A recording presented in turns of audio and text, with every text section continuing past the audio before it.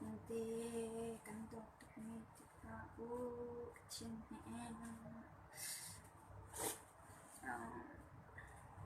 dampak laut cincap napa vak capa hi kapu tuh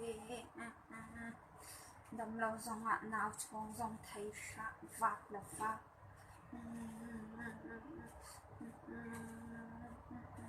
cái đó khi vẫn tức là bà tu lại xin nha cái xin nhà gặp của tôi cái chất ốc của cha là đâm lâu dòng ạ nào để trong á ha nào trong lâu là nạ cầm bông để là nó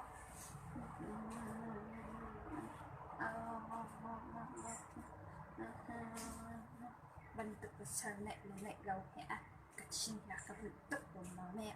bentuk rumahnya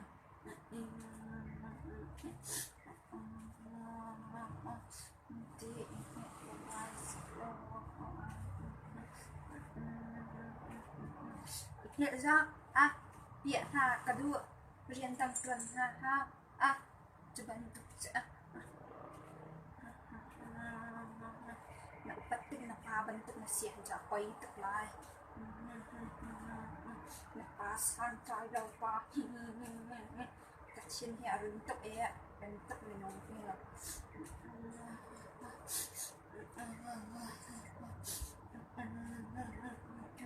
độ treo ba cái độ treo ba sau sinh ra rồi tích chặt hay lại chỉ vì